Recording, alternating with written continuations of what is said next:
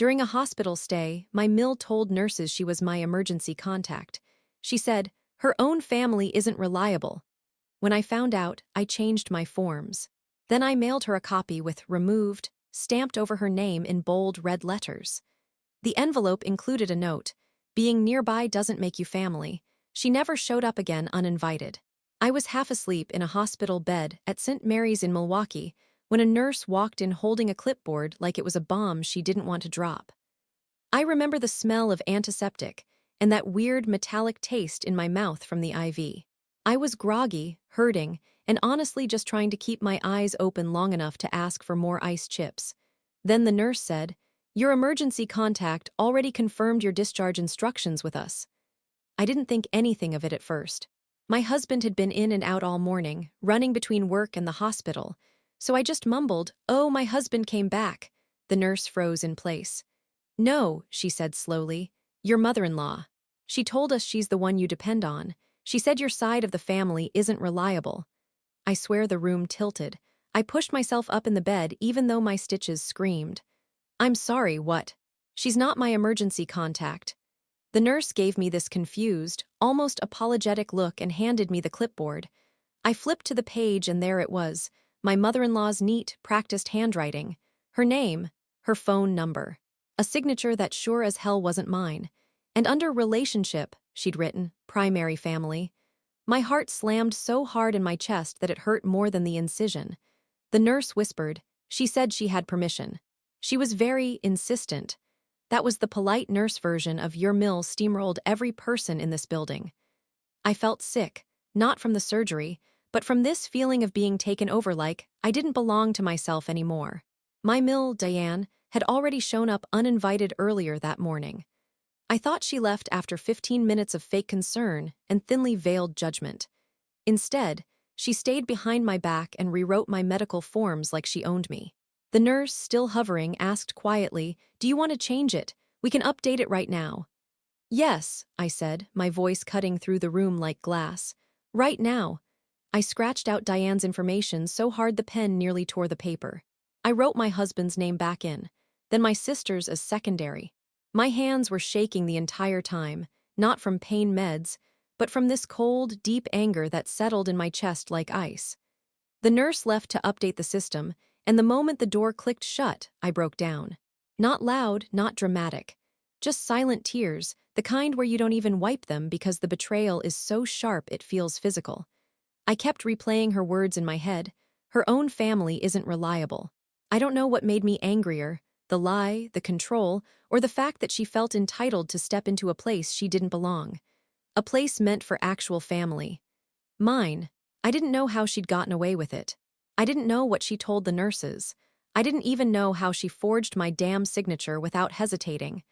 But I did know one thing, this wasn't just overstepping. This was an invasion. And then, 15 minutes later, as I was still trying to get myself together, my phone buzzed with a text from my husband. It was a screenshot of a message from his mother. It said, "Don't worry, I've already handled everything with the hospital. She needed someone responsible." My blood went cold. Handled everything, everything. That was the moment I realized Diane hadn't just put her name on the form. She'd done something else, something worse. Something I wouldn't uncover until I was discharged. And when I did, I stopped being scared of her. I started planning. To really understand why this hit me so hard, you need to know what Diane is like when she thinks no one sees her. Because people who meet her for the first time always say the same things. She's so helpful. She's so involved. She's so dedicated to her family. They don't see the way she uses helpful like a crowbar. They don't see the way she wedges herself into decisions that aren't hers until you're too tired to fight anymore. I grew up in Racine. My family is messy, loud, and brutally honest in the way only Midwest families can be. But they're dependable. When my dad says he'll be there at 5, he's there at 4:45.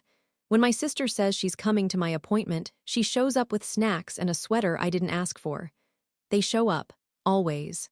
Diane, on the other hand, shows up uninvited. The first time I noticed how deep the control ran was right after I started dating my husband, Mark. Diane greeted me with that tight smile people give when they're trying to figure out where to aim the knife. She asked where I worked, what I made, where my parents lived, how often I talked to them, little interrogations wrapped in compliments.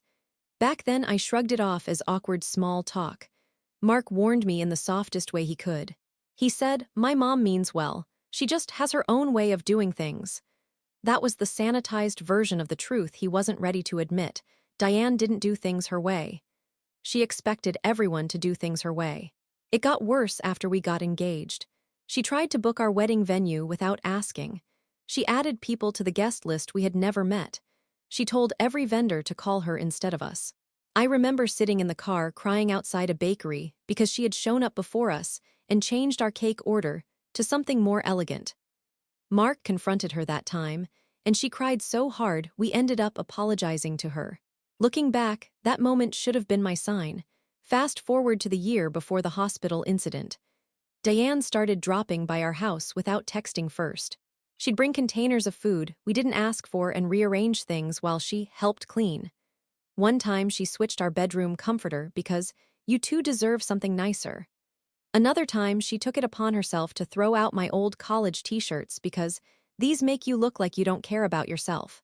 That was the rhythm of my life.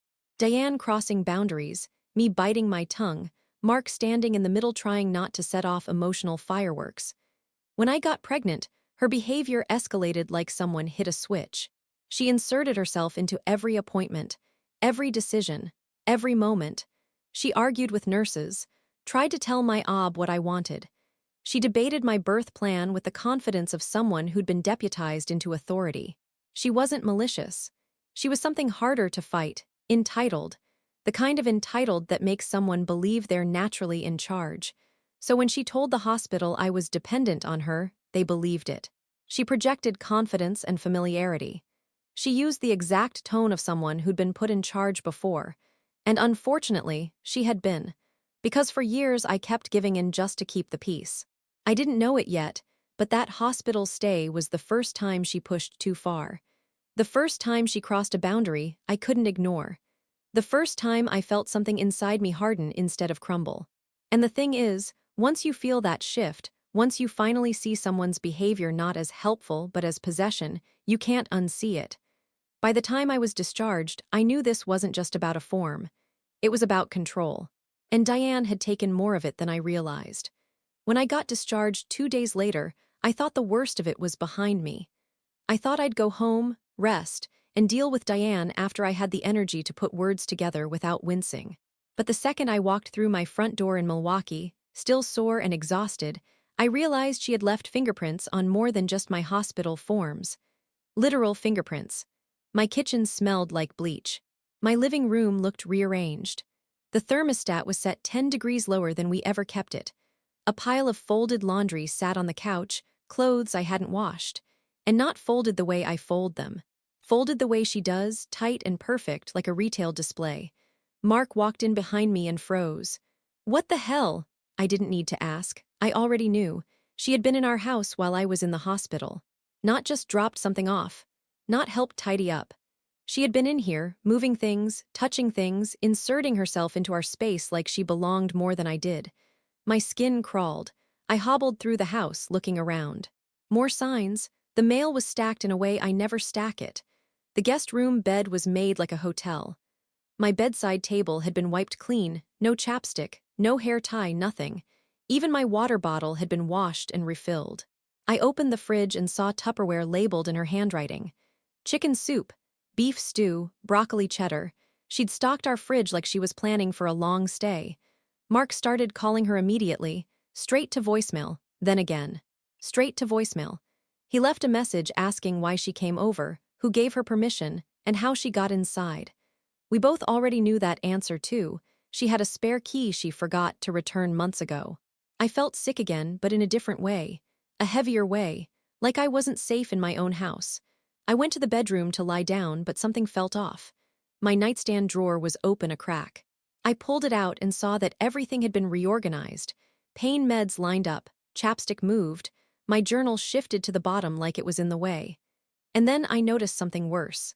My hospital paperwork, the original one with her forged signature, was gone. Gone. I sat there on the edge of the bed, staring at the empty space where I knew I'd shoved the clipboard into my overnight bag. My fingers shook as I searched again. Nothing. I called out, "Mark, it's not here." She took it. He came into the room, his face draining of color. Why would she take paperwork? The question hung in the air. But I already had a theory forming, one that made my stomach twist. People don't hide things unless they're scared of being caught. People don't take forged documents unless they know exactly what they did. People don't break into your house, clean everything, and disappear unless they're trying to reset the scene. I stared at the empty drawer and felt my anger grow roots. This wasn't a mistake. This wasn't her being overly helpful. This was deliberate, calculated, covered up. And then, that night, just when I thought it couldn't get stranger, a notification popped up on my phone. Your patient portal login was recently accessed from a new device. I wasn't the one who logged in. And that's when I realized Diane didn't just rewrite my forms, she had gone digging. Deep. The moment I saw that patient portal alert, something inside me locked into place. I wasn't panicking anymore. I wasn't overwhelmed. I wasn't even shocked. I felt this cold clarity, like the fog finally lifted, and I could see Diane's intentions without any of the excuses Mark and I had been feeding ourselves for years. I opened the app and checked the login history. Sure enough, there it was, accessed from an iPhone 12. Not mine, not Mark's, but definitely hers. My hands went numb. She had gone into my medical records, my lab results, my medications, my follow-up instructions, my OB notes, everything.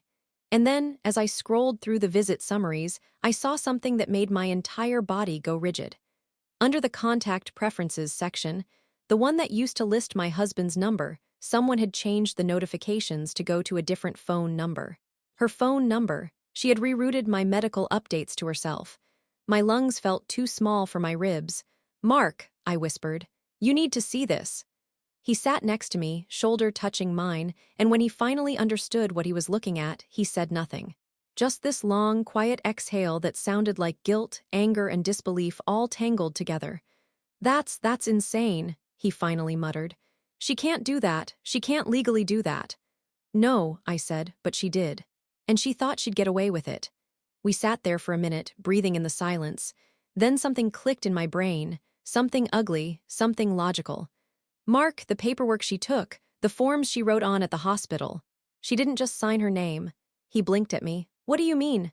"She changed more than just the emergency contact. She changed permissions." I stood up too fast and had to grab the dresser, but I didn't stop. I hobbled back to my overnight bag and dug deeper, until I found the carbon copy sheet the hospital gives you automatically.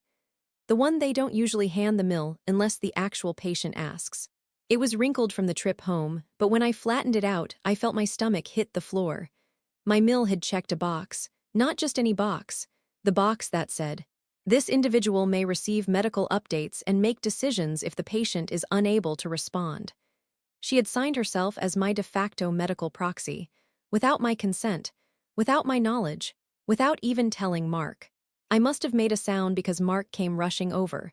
And when he saw it, the checked box, her signature, the tiny witnessed by line the staff had assumed was legitimate, he swore under his breath. Hard. Jesus Christ. She wanted control, full control. I felt cold all the way down to my toes. She didn't just invade our home. She didn't just steamroll nurses. She put herself in a position where she could legally override my choices if something went wrong. That was the twist that finally snapped something in me. Not fear, not shock. Resolve. Cold, sharp, immovable resolve. Because she hadn't done all this to help. She'd done it because she believed she knew better than me. She believed I belonged under her decisions. She believed that if I couldn't speak for myself, she should be the one to speak for me. And that was when I realized something chilling. Diane didn't want to be family. She wanted to be in charge. And for one terrifying moment, she almost was. The morning after I discovered the forged proxy form, I woke up with a clarity I hadn't felt in months. The fear was gone. The hesitation was gone. The maybe she meant well excuses were dead and buried. All that was left was a clean, sharp purpose. Diane had crossed into a territory you don't come back from. She hadn't just invaded my privacy. She had put herself in a position where, if anything had gone wrong during my surgery or recovery, she could have spoken for me. Not Mark, not my sister, not my dad, her. A woman who thought my choices needed corrections. A woman who treated me like a project she could edit. I kept thinking about the nightstand drawer she had reorganized, the disappearing paperwork, the rerouted notifications. She had done all of it quietly, confidently, like she'd been rehearsing this level of intrusion for years. That was the part that stuck with me most. She didn't hesitate. She didn't waver. She didn't doubt she had the right. People like that don't stop unless something forces them to, so I decided to force her. The first step was simple: lock down every system she'd wormed her way into. I reset my patient portal password, added two-factor authentication, and changed the phone number on file. I updated every permission form I could access online, including the HIPAA release she'd tampered with. I added Mark. I added my sister. I left everyone else blank. Then I called the hospital's records department. The woman on the phone sounded tired, like she'd had a long morning, but the second I mentioned forged signature and unauthorized access, she straightened up fast. She asked for dates, department names, staff interactions. I gave her everything calm, precise, even-toned, because the angrier part of me knew anger wouldn't help here. She told me she was escalating it to their compliance office. She told me forged medical documents were serious. She told me unauthorized access was a reportable event. Every word made me feel steadier. Then came step 2, dealing with the house. I gathered every item Diane had moved, touched, reorganized, every container of food, every folded towel, every stack of mail. I piled it all on the dining table like evidence. Then I took photos. Not because I needed them for a legal case, I wasn't going that route, but because I wanted a record. A record of just how far she went. Then I tackled the spare key issue. Mark found it first, tucked behind a cookbook in the kitchen where she must have dropped it during her bleach-fueled cleaning spree. When he held it up, his face twisted into something I rarely saw in him. Anger without doubt. "She's not keeping this," he muttered. "No," I said, "she's not." And then came step 3, the symbolic part. The part I knew Diane would feel in her bones. I printed a copy of the corrected hospital forms, the ones that showed her name crossed out of every line where she'd tried to insert herself. Then I bought a thick red stamp pad and a bold rubber stamp that said removed in giant block letters. I pressed it hard over her name on every page. Red, harsh, unmistakable. I slid the forms into an envelope, along with a short note I wrote slowly, deliberately. Being nearby doesn't make you family. Being trusted does. And you're not. The envelope sat on the table for an hour while I stared at it, letting the weight of what it meant sink in. I wasn't just confronting her, I was cutting her off. And then, right when I thought I was ready to send it, a notification popped onto my phone that nearly shook my resolve. A voicemail. From Diane, only 10 seconds long. And in it, she said something that made my blood turn cold. Something that hinted at a reason, a motive, I hadn't even considered yet. The voicemail was only 10 seconds long, but it hit me harder than anything she'd done so far. I played it on speaker while Mark hovered beside me, arms crossed, jaw clenched like he was bracing for an explosion. Diane's voice came through the phone, thin and breathless, like she was trying not to be heard even though she'd chosen to call. She whispered, "I had to do it. If I didn't step in, none of you would understand. You'll thank me one day." Then she hung up. That was it. 10 seconds of cryptic, unsettling nonsense. But there was something in her tone, this weird mixture of righteousness and fear. Control? Mania? I didn't know. It wasn't her usual syrupy sweetness. It wasn't her dramatic disappointment act. It wasn't even her "I know better" voice. This was something else, something darker. Mark rubbed his face. "What the hell does that mean?" "It means she did more than we think," I said, because I kept replaying one detail in my mind. She said I had to do it. Not I was trying to help. Not I didn't realize. She had decided something. And she believed whatever she decided justified forging forms, breaking into our home, accessing private medical info, and rewriting my patient details. People don't sound like that unless they're convinced they're protecting something. Or hiding something. I didn't want to think it. I didn't want to consider it. But a part of me, a cold, logical part of me, whispered the possibility anyway. What if Diane changed more than emergency contact forms at the hospital? That thought nagged at me until I grabbed my phone, opened my patient portal again, and dug deeper. I clicked through my pregnancy history, through my surgical notes, through every piece of data the hospital kept. Everything looked normal. At first. Then I saw something I hadn't seen before, because why would I? A tiny field at the bottom of the patient info page. A line I had never touched. It said, primary contact preference, mother, not mother-in-law, not other. Mother, my breath caught. Mark leaned in. Wait, that's wrong. Why would that say, she changed it, I said. She changed it to make it look like I was her daughter, like she had authority by default. Jesus, he muttered. That's. But I wasn't listening anymore, because my eyes fell to another field right beneath it. Living will note added. Patient prefers decisions to be made by the responsible maternal figure if spouse unavailable. My stomach dropped. I didn't write that, I whispered. I didn't even see that. It wasn't legally binding, thank God, but it didn't need to be. It was enough to cause confusion. Enough to make staff hesitate in an emergency. Enough to place doubt on my husband's authority if something went wrong. Diane wasn't just inserting herself. She was trying to rewrite the narrative of who I was. She was trying to position herself as my mother, my decision-maker, my authority. And then the second twist hit me full force, not from the portal, not from the house, not from the forms, but from something Mark said softly, reluctantly. My mom told me once, he said, staring at the floor, that she felt like she needed to step up because you didn't have a mother figure involved in your pregnancy. I froze. My mom is alive, I said flatly. She lives 30 minutes away. I know, he murmured. I told her that. She swore she remembered you saying you didn't trust your mother to make decisions for you. My mother. The woman Diane had only met twice.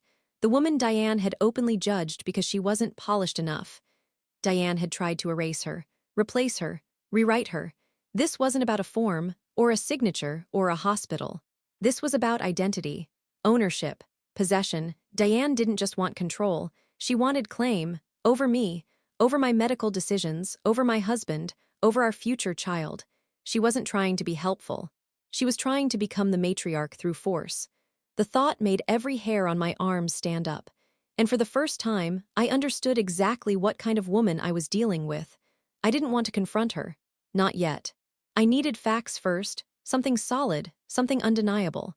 And I got that chance 2 days later when Diane finally resurfaced, not by showing up, but by calling Mark and demanding to explain herself before we did something we'd regret.